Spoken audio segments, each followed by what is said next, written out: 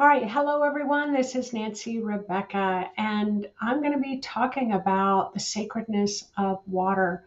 But my question that I have for you is, did you know that in the ancient stories, they talk about star beings coming to Earth in the form of whales, dolphins, and the mer people known as mermaids?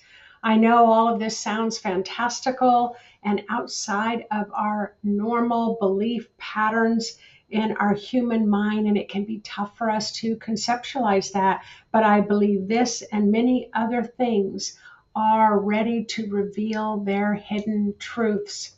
So, my name is Nancy. I am a psychic. I am a psychic medium.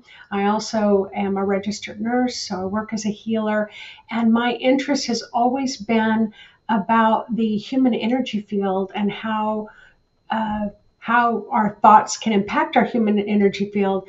But in this talk, we're going to talk about water and how water really impacts our human energy field. And even galactic water is known as a great communicator. So, neuroplasticity means the ability to shift, expand, and be open minded to all sorts of concepts. So, if you do nothing else, you can listen to this talk knowing that you've got that neuroplasticity is expanding and becoming more flexible. So, Spirit is not asking us to hang our hat on anything just yet, but just be open to these possibilities. So, normally I do these talks live, but I happen to be in Ireland at this time, and we are doing a big water ceremony. So, I really wanted to make this video and talk a little bit more about water. So, I have made many notes as usual, so you're going to see me look down once in a while to share and express those notes. So, water is one of the most sacred elements that we have on Earth. Your entire physical human body system is made up of a large amount of water. Your brain and your heart are 73% water. The lungs are 83% water. Your skin is 64% water. Muscles and kidneys are 79%. And this is what surprised me most of all, is that your bones are made up of 31% water. So as a human, you must drink water to survive. And the kind of current scientific thoughts are that we need a basic amount of about 3 quarts of water a day to enhance our ability to survive. So imagine just that water that you need to make a few tears for your eyes and saliva in your mouth is made up of that magical water to keep us physically, emotionally, mentally healthy. But water is also important to maintaining a high functioning human energy field, your auric field, which is, as a clairvoyant, is my main passion, my main excitement to find ways to keep our auric field healthy that will in turn keep your physical body healthy as well. Your auric field is an energetic membrane that surrounds your entire body. Yeah, all living things also have an auric field, plants and trees and flowers and animals. So imagine when you blow that soap bubble, if you've ever blown a soap bubble and you watch the rainbow of colors as it floats through the air, but you can see that liquid rainbow just swirling around as that bubble floats along. So as it floats through the air, we can become mesmerized by this invisible energy that's moving and flowing around, and that's your human energy field. It is in a constant state, your auric field, in a constant state of movement, changing shape, responding to vibrations, responding to frequencies of the energies that are going on around you. So just like that bubble, if we're exposed to negative, heavy, dense, depressive energies, it's going to weigh that bubble down. It's not going to be able to lift up off the ground. And if we're around those more uplifting frequencies, then we're able to continue to float along in that expanded state. The more hydrated you are, meaning the more water you drink, the more resilient, bright, light, and responsive your auric field is to everything that's going on around you. even your chakras, your energy centers, rely on water to remain very responsive. The chakras open and close and respond and react to the energy field of your environment. If you're low on water, they are less responsive, and it's much easier for your chakras to become stuck and not be able to move fresh new energy through them. And then your chakras can become sluggish and dingy. Water is a fantastic conductor of electricity, which is necessary for human functioning. So you just imagine I'm going to take my hand and adjust my glasses. I'm going to need that saline, that fluid, that salty kind of fluid osmology to help the nervous system send those impulses from my brain to my arm to help push up my glasses. So not just any water can conduct electricity. It must have salt in it for that electricity to travel through and flow through as a liquid. Your human body needs salt so that it can conduct that electricity.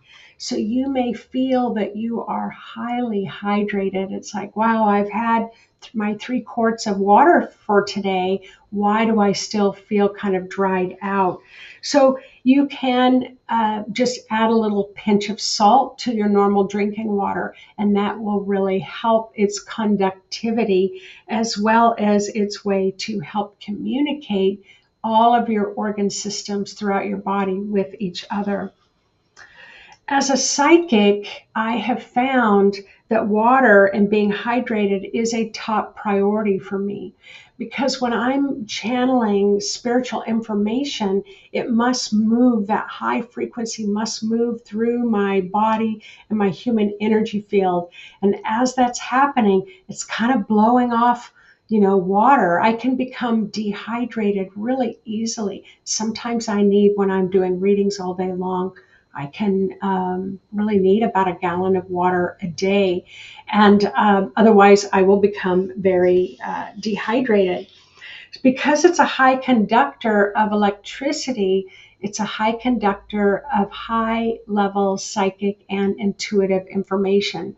And in some ways, I call it kind of my secret power when it comes to being a good psychic, is to make sure that I'm well hydrated. So for those of you who are really interested in kind of getting more accuracy in your intuition, check and see how much water are you drinking throughout the day. So I call it my trade secret, is to remain very, very hydrated. So, and I also said that I can become easily dehydrated when doing readings because there's a high conduction of electrical intuitive impulses going through my energy field. Water is life. And the same truth is applied to animals, trees, insects, birds, sea creatures, and microorganisms. But not only do all living things need water to conduct, but they also need water to survive and move themselves, move water from one place to another. Water moves up to the sky and comes back down to the earth as rain. Ocean waters can move up to the sky, transform, come back to the earth as clean water. You can breathe air-filled moisture with humidity and exhale it back out to the air. And then your own breath, there's this exchange, we'll say, of genetics or DNA from your own breath. The water that you're breathing out into the air gets picked up, goes back out to the atmosphere, and then comes back down as rain for somebody else to drink it. So now think of this. We are constantly changing, exchanging DNA and genetics just through the air that we breathe. So let's say that it gets picked up way high in the atmosphere and the currents carry it to Africa or carry it to Germany or carry it to China, that we are breathing the same air and the same water droplets and messages from those other cultures and other places. I mean, that's pretty mind blowing if you really think about it at that level. So let's take water to a whole other level right now. In outer space, there is a level, of course, we know that outer space stretches far beyond the corners of the universe at great levels. The blue celestial beings of light that have told me they come from the dog star, which is the planet Sirius in the Orion constellation. They're always talking to me about how incredible, how altruistic, how sacred water is to other galaxies in the universe. Water, they say, is an incredible, sacred, great communicator of universal wisdom, that water has its own intelligence. We've heard that a lot, that water is life. NASA researchers have really done a lot of studies about the vastness of outer space.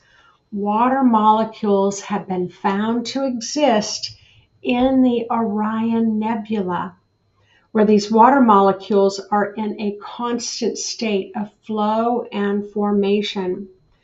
The Orion's Nebula, where the planet Sirius is, where many of the star beings report coming from, is so vast, get this, it creates enough water every single day to fill our oceans 60 times over in the amount of water that we have here on Earth.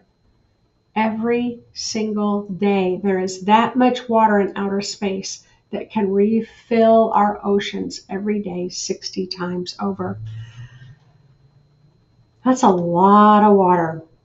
According to NASA, this water, combined with other raw materials, is the base that creates new planets and new star systems. So if you think of just our planet Earth was created from stardust and water, kind of like making mud pies, I suppose, adding water to the soil. So that's pretty incredible. So water molecules travel from the furthest reaches of the universe as far as we can imagine and beyond our solar system, and then it comes back to us. So sit with that for just a moment and just imagine just how incredible that thought form is about water. Then when it moves into our Earth and back through our own ecosystem, turning to rain, soaking our planet, infusing our oceans and rivers, and into the groundwater for us to drink, and being filled with this stardust, becomes part of our human energy system. So let's just imagine that there's a lot of star beings out there, or extraterrestrials, or whatever you want to call them, that we have that potential to exchange that same air with them, and they exchange that same air with us. The celestial blue beings of light showed me images of this movement of water swirling invisible through our entire galaxy and beyond, carrying through the water worldly messages from one planet system to another. And that's mind-blowing. And this isn't, part of it comes through my psychic reading ability and my spiritual connection to the star beings. But there are the studies that you can look up on the NASA website about water in the universe. They went on to say that the swirling water in the entire galaxy carries these worldly messages, and that each drop of water is filled with trillions of bits of data that's shared with all the corners of the universe. and that high level ascended light beings know just how highly valued this sacred knowledge is, and they treat this sacred knowledge in the water with a very high reverence. In our most unconscious state, we breathe in, we breathe out, we breathe in, and we breathe out. And we never stop absorbing just how incredible this exchange of knowledge is in every single breath that we take. To say that water is sacred to the blue celestial star beings is an understatement. According to the blue beings of celestial light, water is the great communicator, expressing the highest knowledge from the supreme divine being of the wisdom keepers and humans who are the celestial messengers who've been created and asked to spread divine messages across the earth and across our solar system. But they did go further to say that humans have forgotten this knowledge, but we are in a time now with the planetary alignments that are helping us to reactivate this ancient knowledge that we hold within our own genetics, within our own DNA. Going back to Orion's Nebula, Orion's belt, and the planetary system of Sirius A and B is known to be the home to the Sirians, Pleiadians, Lemurians, as well as many other ascended star beings. They went further to explain that indigenous cultures remember that their ancestors came from this star system, and that they also remember that water is so incredibly sacred that the wisdom keepers of the water continue to fight long and hard to preserve the ancient wisdom that is contained within the water. Others have not been ready before now, they say, to interpret this high level of universal knowledge and bring through these messages. However, they did follow up to say humanity is waking up and waking up very rapidly to these higher states of consciousness that will enable us to understand and respect water differently. So in this time, this great time of shifting and changing, this great time of November, where there will be another enormous blue light surge to our Earth that's going to come in 3 separate stages in November. Our waters, our Earth, us, we're all being infused and activated with this high frequency of light. So when I said that these beings first came through the waters, because there's a lot of water in Orion's Nebula, they came to the waters, they had the ability, based on some of the ancient material, to move from the waters onto land to impart this high level knowledge and then back into the waters again. And we do understand, many of us understand, that dolphins and whales are very high intelligent spiritual beings. So they went on to ask, are you a messenger here on Earth intended to communicate the data that is shared through the water? Here are some of the ways that you may know that you are one of the water messengers. So they said, when you drink a glass of water, do you hold it first and express gratitude to the water? Number 2, when you go bathe or shower, do you thank the water for cleansing your body? So if you're a messenger, you find that you naturally do those things.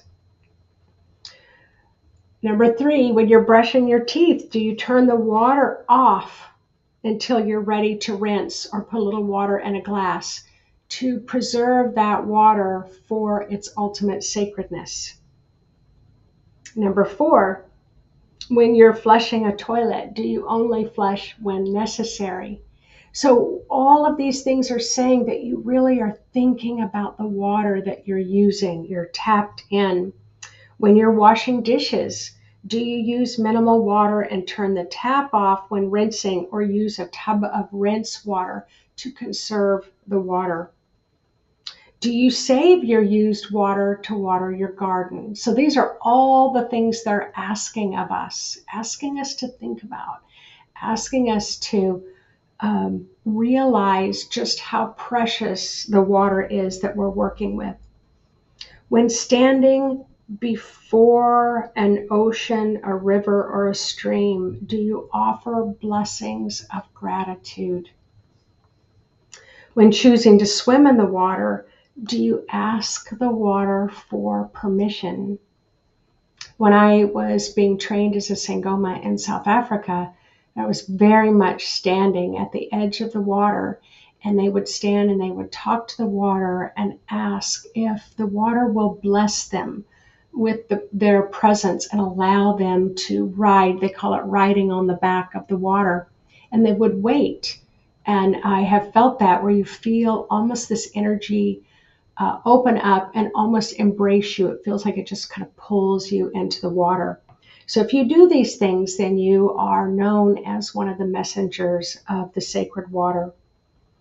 Do you pray into water and asking that the prayers be carried through its consciousness to other places or to other people?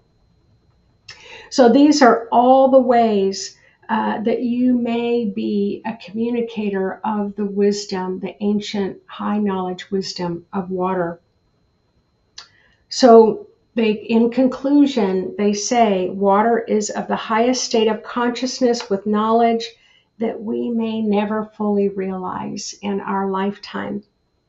The celestial blue star beings' prayer for you after your ability to listen to this is, each time you fill a glass of water, that you make a soul to soul connection with that water, and then drink in the knowledge to blend with your knowledge, so that you can express through your own radiance those sacred messages that come through you.